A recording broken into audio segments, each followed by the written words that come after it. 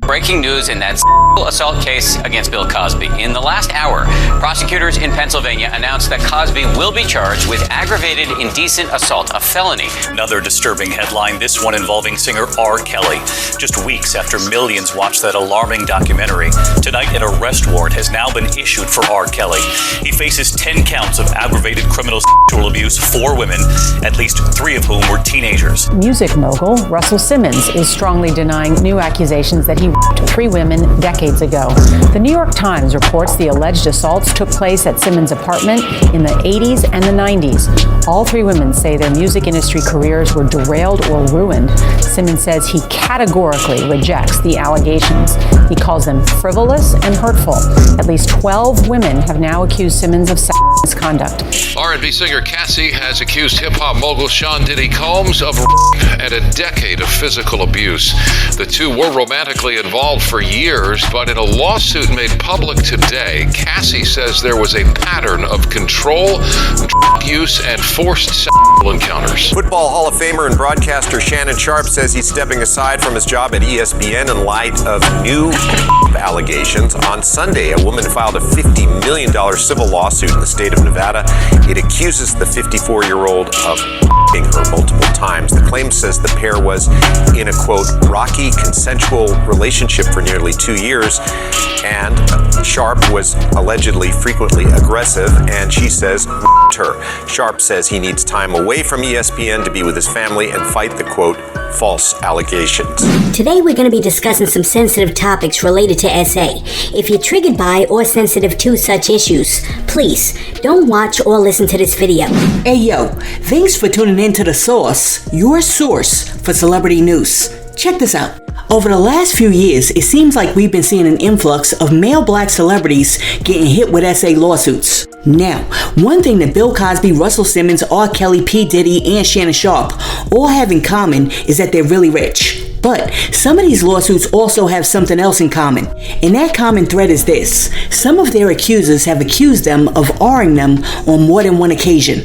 For example, April Lampros filed a lawsuit against Diddy in May of 2024, as she claims that she was actually assaulted by Diddy multiple times between 1994 and the early 2000s. Likewise, several of Bill Cosby's accusers also say that he got him on multiple occasions. For example, one person said, he rugged me and R-ed me twice, first in 1969 and then 2 years later. And then another one of Cosby's victims said, he assaulted me on 2 separate occasions, once in 1978 in Massachusetts and then again in 1980 after taping the Dinah Shore Show.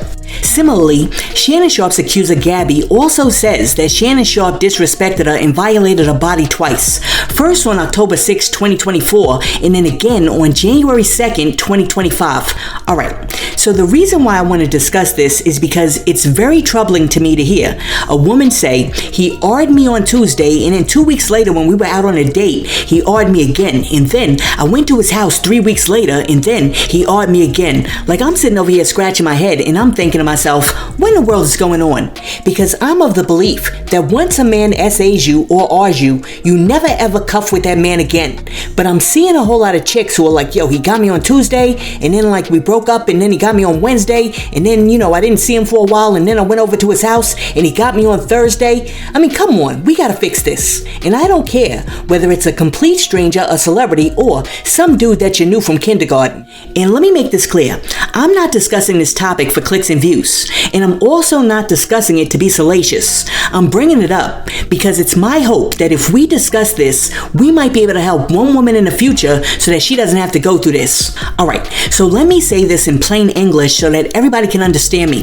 If a man R's you once, he should never ever ever ever have an opportunity to R you again. And really quick, let me put an asterisk next to that because this is a very nuanced conversation. And I'm not talking about young girls or young ladies who are in proximity to predators who they can't get away from, or those predators are living in their household. I'm not talking about that situation. And I'm also not talking about every situation. I'm talking about these young women and older women who are in proximity to these celebrities, whether they're going out with them, whether they just met them, or whether they've been dating them for a while, however they met. I'm talking about these women and sometimes men like Little Rod who are in proximity to these celebrities, and then the celebrity R's them, and then for some reason 2 weeks later or 2 years later they're back on the phone with the celebrity, they're in a celebrity's car, or the celebrity's coming over their house, or they're going over to the celebrity's house. Or in Little Rod's case, did he allegedly assault you and then you go back into the studio and sit there and continue to produce the rest of his album? That's what I'm talking about. With that being said, let me state an irrefutable fact that some people will come in the comment section and try to refute, but it's an irrefutable fact. If a man takes what you got by force, despite your objections, that man does not love you, he doesn't care for you, and as a matter of fact, he doesn't even like you. And I don't care what he says afterwards. I don't care whether he's over there like, nah, I'm so sorry. Please, baby, baby, please, baby, baby, please, baby, baby, please. Or he comes to you crying with the Bad Boy I Was Cuffed Up remix. I was fucked up, fucked up, fucked up, fucked up, fucked up, fucked up, fucked up. I was fucked up, fucked up, fucked up, fucked up, fucked up, fucked up, fucked up. Hey, Mark, I was fucked up, fucked up, fucked up, fucked up. I was fucked up, fucked up, fucked up. When I did it, I was fucked up, fucked up, fucked up, fucked up. I was fucked up, fucked up, fucked up.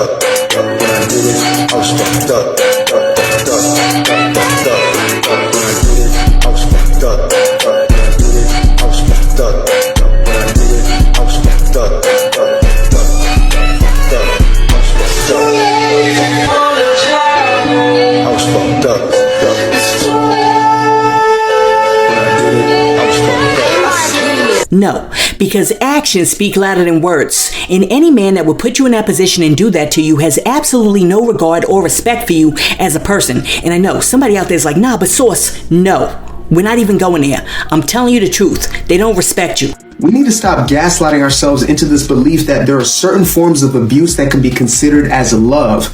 Now, I don't care how passionate somebody seems to be or how emotionally invested they are into a relationship. At the end of the day, when it's all said and done, there are no examples of abuse that is actually love in disguise. Abuse is always abuse, and love never abuses. So, when these incidents occur the first time, you got to understand that you got to put distance between you and that person, and you can never ever let that person have access to you again. Enforcing a boundary is different than asserting a boundary, because asserting is talking. Enforcing is walking. When you enforce a boundary, you remove access to yourself and your resources. What does that mean? Everything you bring to the table. Your time, your talent, your beauty, your body, your gifts, your affirmation, your attention, your personal space, your energy, and the list goes on, including your material goods. That is all of your resources that you are giving someone access to in a relationship. When he was doing good, you didn't mind giving access. When he does something out of alignment, you have two choices. What were the two choices you can do? You can either assert your boundary, or you can enforce the boundary and just skip to removing access. Meaning, if they call your house, don't pick up. If they come to your house, call the cops. If you walk into a room and they're in there, immediately walk out. So what I'm saying is, if Bill Cosby got you once in 1969, Bill Cosby shouldn't have had the chance to get you again in 1971. You know what I'm saying? You better keep walking. You better keep walking. You better keep walking. He kept his ass walking. Ain't nobody playing with that man. You gonna get saved in this bitch. Look at that big crazy. I don't give a fuck. I don't give a damn. Now, just so we're clear, I am in no way, shape, or form exonerating some of these criminals. But what I'm saying is, as women, we gotta start moving a whole lot smarter. For example, there's absolutely no reason for you to call a person who hurt you talking about, can we discuss what happened? Okay, I'm gonna catch an Uber to your house. I'll be there at 3.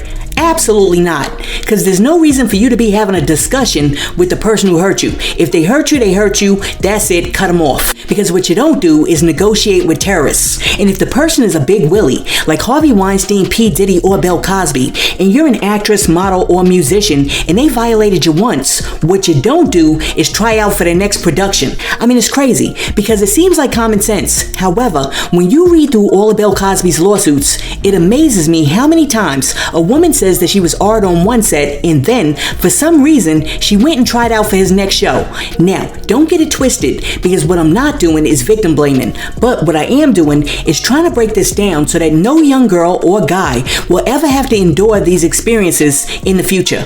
Alright, so I'm very aware and sensitive to the fact that after experiencing these types of traumas related to these abuses, a lot of people don't like to go to the cops. And guess what? That's a matter of personal choice. And I'm also aware that a lot of people don't like to go to the hospital, which you really should, because you don't know what kind of diseases these cats are carrying. But with that being said, if you so choose not to go to the cops or go to the hospital, and you decide that you're going to deal with the situation yourself, please do me a favor. Do not go back around the person who assaulted you. See, one of the problems that Gabby is going to run into in this Shannon Sharpe situation, if in fact he did do what she's alleging that he did, is that the jury's going to have to figure out, if he argued you on October 6th, then why in the world were you on the phone flirting with him in December?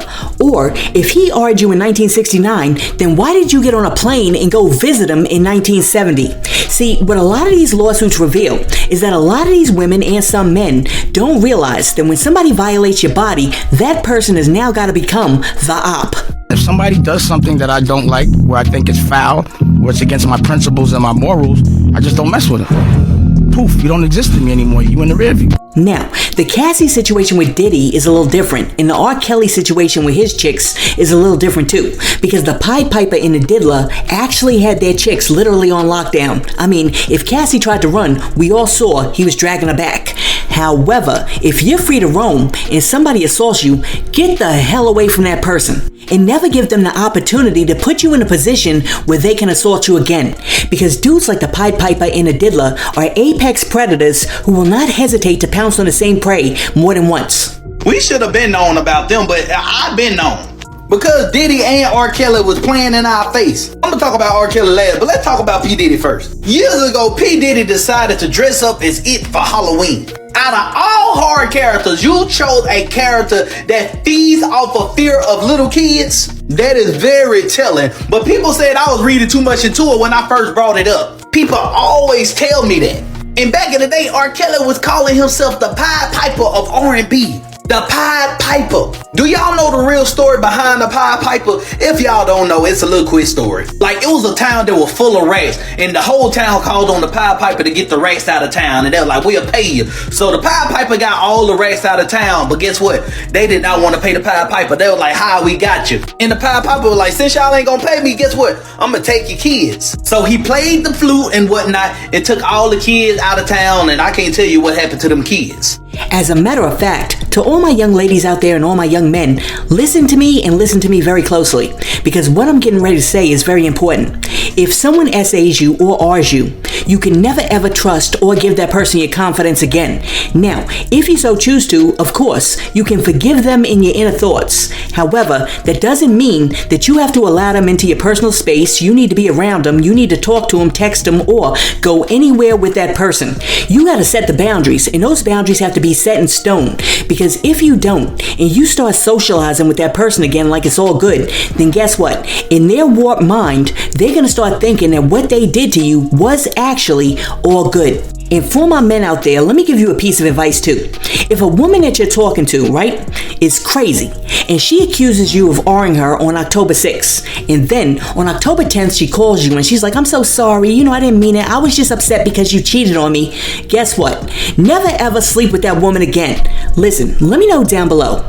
What are your thoughts on some of these women who have accused some of these men of assaulting them, claiming that these men assaulted them during different intervals in time, meaning he put something in my drink in 1969, and then he put something else in my drink in 1970. No, here's the deal, the thing about the Jell-O pudding. Blah! Let me know what you think about that in the comments, and while you're down there leaving a comment, be sure to like and subscribe to the channel and share this video with your friends. Hey yo, thanks for tuning in to The Source, your source for celebrity news. Peace.